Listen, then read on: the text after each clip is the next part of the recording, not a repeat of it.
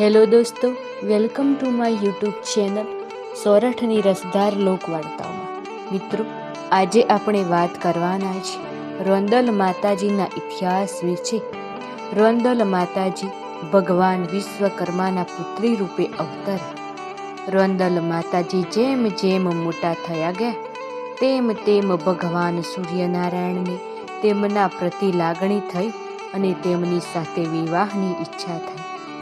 તેઓએ સીધા જ ભગવાન વિશ્વકર્મા પાસે જઈને લગ્નનો પ્રસ્તાવ મૂક્યો, પરંતુ વિશ્વકર્મા એ તેમનો પ્રસ્તાવ સ્વીકાર્યો નહીં. છતાં પણ ભગવાન સૂર્યનારાયણે હાર માની નહીં. એક વખત રોંદલ માતાજી ભગવાન સૂર્યનારાયણના ઘરે માટીનું બનેલું પાત્ર માંગવા ગયા અને ભગવાન સૂર્યનારાયણના માતાજીએ તેઓને માટીનું પાત્ર આપ્યું, પણ સાથે એક શરત રાખી કે જો આ પાત્ર તૂટી જશે તો તેઓએ પોતાની પુત્રીના વિવાહ પોતાના પુત્ર ભગવાન સૂર્યનારાયણ સાથે કરવા પડશે. ભગવાન સૂર્યનારાયણે આ શરત તો લાભ લીધો. જ્યારે રોંદલ માતાજીના માતાજી આ પાત્ર લઈને ઘોડા પર પોતાના ઘેર જઈ રહ્યા હતા, ત્યારે ભગવાન સૂર્યનારાયણ તેમના રસ્તામાં બે આખલાને લડતા મૂકી દીધા, જેના લીધે પાત્ર તેમના હાથમાંથી પડી ગયું અને તૂટી ગયું.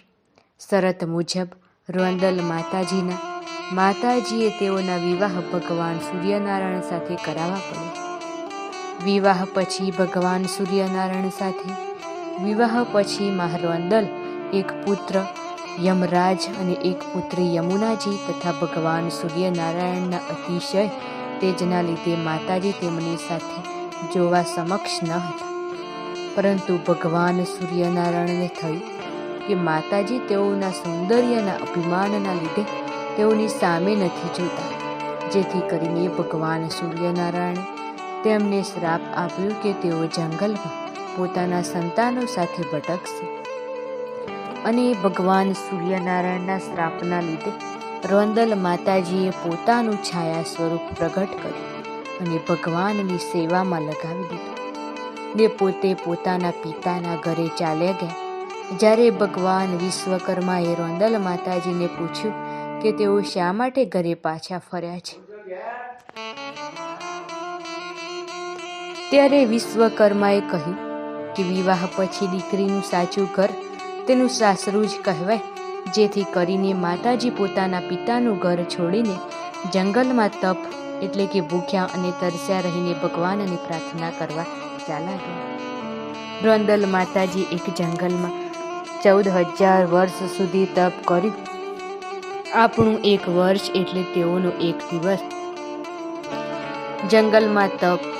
રોંદલ માતાજી પાસે હવે કોઈ જ માર્ગ ન હતો, તો તેઓએ પોતાના પતિના ઘરે જઈ શકે તેમ ન હતા અને પોતાના પિતાના ઘરે, તેથી તેઓએ જંગલે તરફ તપ કરવાનું શરૂ કર્યું. તે દરમિયાન માતાજીના છાયા સ્વરૂપે જે સૂર્યનારાયણ દેવ પાસે હતા, બે બાળકોને જન્મ આપ્યો, શનિદેવ અને તાપીદેવી. એક વખત યમરાજા અને શનિદેવ વચ્ચે ઝઘડો થયો, ત્યારે શનિદેવના માતાજીએ યમરાજને શ્રાપ આપ્યો કે જ્યારે તેઓ પોતાના પગ જમીન પર મૂકશે ત્યારે તેમાંથી લોહી નીકળશે. સાંજે જ્યારે સૂર્યનારાયણ દેવ ઘરે પાછા ફર્યા ત્યારે યમરાજે તેમને કહ્યું કે માતાજીના શ્રાપના લીધે જ્યારે તેઓ જમીન પર પગ મૂકશે ત્યારે તેઓ લોહી નીકળશે. ત્યારબાદ ભગવાન સૂર્યનારાયણે યમરાજને ઠીક કર્યા ને મનમાં વિચાર કર્યો કે કંઈ ખોટું થઈ રહ્યું છે, નહીંતર કોઈ મા પોતાના બાળકોને શ્રાપ ના આપે, અને આપે તો પણ પોતાના બાળકોને શ્રાપથી ના પીડાય. તેથી તેમને રોંદલ માતાજીના છાયા સ્વરૂપેને બોલાવ્યા ને સત્ય જણાવવાનો પ્રયાસ કર્યો. છાયા સ્વરૂપે કહ્યું કે પોતે રોંદલ માતાજી જ છે, પરંતુ સૂર્યનારાયણ ભગવાન માન્યા નહીં ને કહ્યું કે જો તમે સત્ય નહીં કહો તો હું તમને બાળીને ભસ્મ કરી નાખીશ. જેથી તેણીએ સત્ય કહેવું પડ્યું. સત્ય જાણ્યા પછી સૂર્યનારાયણ દેવ ભગવાન વિશ્વકર્માને ઘરે તપાસ કરી કે રોંદલ માતાજી ક્યાં છે. ત્યારે વિશ્વકર્માએ કહ્યું કે તેઓને પણ જાણ નથી કે ઘર છોડી પછી રોંદલ માતાજી ક્યાં ગયા છે. ઘણી તપાસ કર્યા પછી પણ માતાજી વિશે કોઈ જવાબ ના મળ્યો. પછી ભગવાન સૂર્યનારાયણને ધ્યાન ધર્યું અને જોયું કે રોંદલ માતાજી ક્યાં છે. પછી તેઓએ ઘોડાનું સ્વરૂપ ધારણ કર્યું અને જ્યાં માતાજી તપ કરતા હતા ત્યાં ગયા અને માતાજીનું તપ ભંગ કર્યું ને તપ કરવા પાછળનું કારણ પૂછ્યું. ત્યારે માતાજીએ કહ્યું કે તેઓ ભગવાનના તેજના લીધે તેઓની સામે જોવાને સમક્ષ ન હતા. આ સાંભળીને સૂર્યનારાયણ ભગવાને પોતાનું તેજ ઘટાડ્યું અને પોતાનું તેજ 4 અલગ વસ્તુઓમાં સરખા ભાગે વહેંચી દીધું. આ 4 વસ્તુઓ ભગવાન શિવનું ત્રિશૂળ, ભગવાન વિષ્ણુનું સુદર્શન ચક્ર, ગાય અને પૃથ્વી. એ સમયે માતાજીએ વધુ 2 પુત્રોને જન્મ આપ્યો, જેઓ અશ્વિની કુમારો કહેવાયા અને અશ્વિની કુમારો ભગવાનના વૈદ હતા. ભગવાન સૂર્યનારાયણ રોંદલ માતાજીને પોતાને ઘરે પરત લાવ્યા ત્યારે માતાજીના છાયા સ્વરૂપે રોંદલ માતાજીના દેવોએ પોતે કરેલી સેવાના બદલે આશીર્વાદ આપ્યા અને કહ્યું. ત્યારે રોંદલ માતાજીએ તેમને વચન આપ્યું કે જ્યારે કોઈ લોટા એટલે કે હિન્દુઓ દ્વારા પોતાની ઈચ્છા પૂર્તિ માટે થતું સત્કાર્ય તેડાવશે ત્યારે તેઓ બંને સાથે જોડમાં જ હશે, જેમ કે એક રાંદલ માતાજી માટે અને એક તેમના છાયા સ્વરૂપ માટે. ભગવાન સૂર્યનારાયણને પણ વચન આપ્યું, જ્યારે કોઈ લોટા તેડાવશે ત્યારે પોતે ઘોડા સ્વરૂપે ત્યાં આવશે અને જ્યાં સુધી ઘોડો ખૂંદવાનો પ્રસંગ પૂરો નહીં થાય ત્યાં સુધી લોટા તેડવાનું કાર્ય પણ નહીં મનાય. ત્યારબાદ ભગવાન સૂર્યનારાયણે રાંદલ માતાજીને આજ્ઞા કરી કે તેઓ મૃત્યુલોક પૃથ્વી પર જઈને લોકોના દુઃખ દૂર કરે અને તેમને સત્ય અને ધર્મનો માર્ગ બતાવે. રોંદલ માતાજીની રન્ના દે અને સંજ્ઞા દેવી રણલ દે રાખલ જેવા નામેથી પણ ઓળખવામાં આવે છે. રાંદલ માતાજી ભગવાન વિશ્વકર્માની પુત્રી અને સૂર્યનારાયણ ભગવાનની પત્ની યમ તથા યમુનાના માતા છે.